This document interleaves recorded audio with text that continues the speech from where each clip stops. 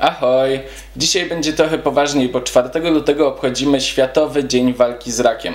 Choroby nowotworowe są ważną społecznie kwestią i prawie każdy z nas spotkał się z nimi w swoim najbliższym otoczeniu. Zachorowalność na nowotwory w ciągu ostatnich 30 lat zwiększyła się ponad dwukrotnie i są one obecnie drugą najczęstszą przyczyną śmierci zaraz po chorobach układu krążenia. W przypadku choroby jesteśmy w stanie zrobić wiele, aby uratować życie naszych najbliższych i obiecująca wydaje nam się każda metoda, która daje nadzieję na wyzdrowienie. W mediach czy w internecie jest wiele sprzecznych informacji na temat roli medycznej marihuany w walce z nowotworami. Dlatego w tym odcinku zastanowimy się, jak jest naprawdę. 3 gramy marihuany, państwo zapewni ci byt. W świadomości społecznej choroba nowotworowa stygmatyzuje i łączy się z obawą przegranej, perspektywą cierpień i okaleczenia wywołanych chorobą, czy z nieuniknioną śmiercią. W przeszłości pacjent bardzo często poddawał się biernie terapii, nie zadawał lekarzowi żadnych pytań.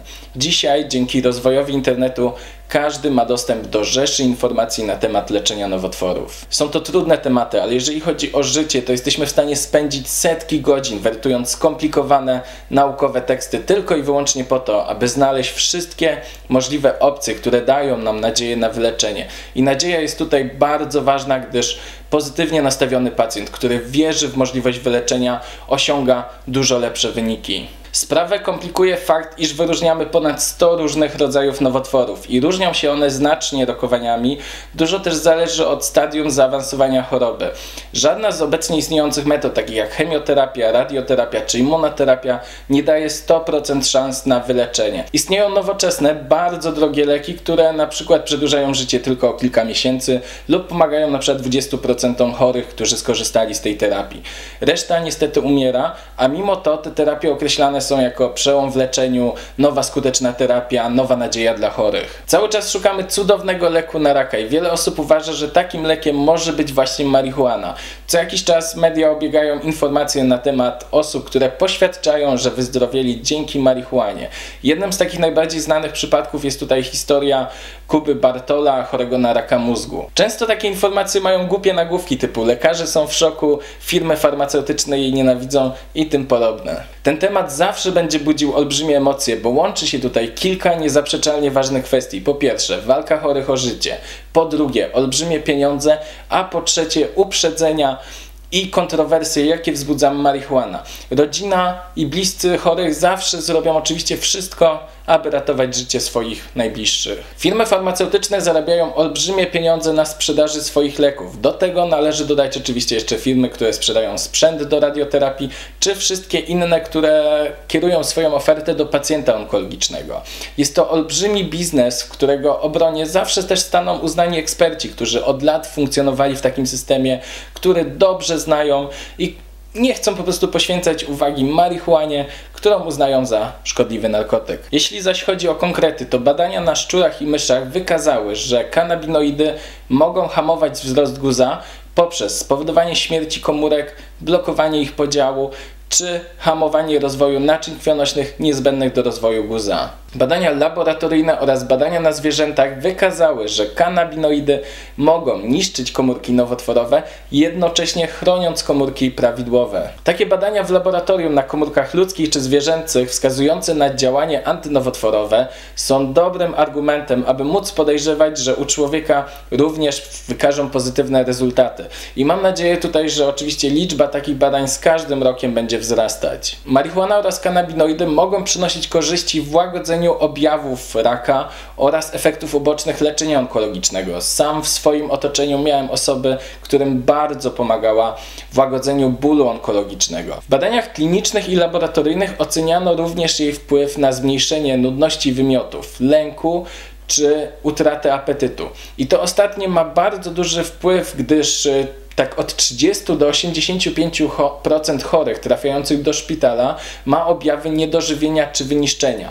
I naprawienie tego ma bardzo duży wpływ na późniejsze rokowania. W mediach mogliśmy się spotkać z nagłówkami, że marihuana leczy raka oraz z drugiej strony, że marihuana nie leczy raka.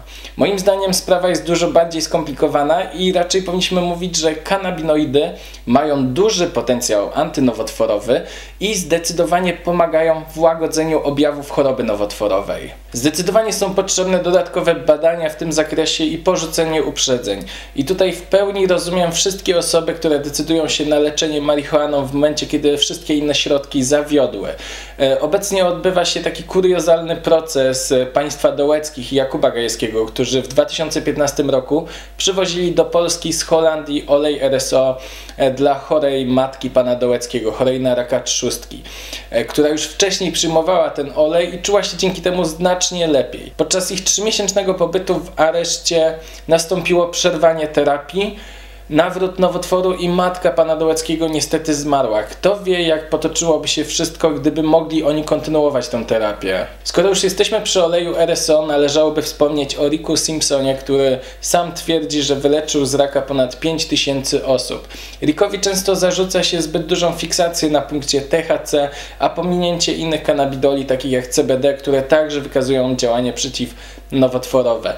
Czasem w przypadku niektórych nowotworów najlepsza jest właśnie mieszanka THC z CBD. Jak już mówiłem na początku, sprawa jest bardzo złożona, głównie dlatego, że nie mamy jednego raka. Tak samo nie mamy jednej marihuany i poszczególne jej odmiany różnią się między sobą zawartością kanabinoli. W idealnym świecie pacjent mógłby porozmawiać na ten temat z wykwalifikowanym lekarzem. Dopóki tego nie mamy jednak, to polecam takie podejście racjonalne. Niewierzenie tym, którzy mówią, że ich olejek na 100% wyleczy raka i że warto porzucić konwencjonalne metody, oraz niewierzenie również tym, którzy mówią, że na 100% marihuana nie leczy raka i nie wolno jej nawet dotykać. Na ten moment po prostu nie wiemy wszystkiego, ale w tej całej walce to dobro pacjenta zawsze powinno być na pierwszym miejscu. To już wszystko w tym odcinku. Temat jest bardzo złożony, więc jeżeli chcesz dowiedzieć się więcej, w opisie filmu znajdziesz kilka linków do ciekawych artykułów prezentujących go tak z różnych perspektyw. Bardzo serdecznie dziękuję wszystkim wspierającym mnie na Tip and Donation. Jeżeli film się podobał, będę wdzięczny za łapkę w górę.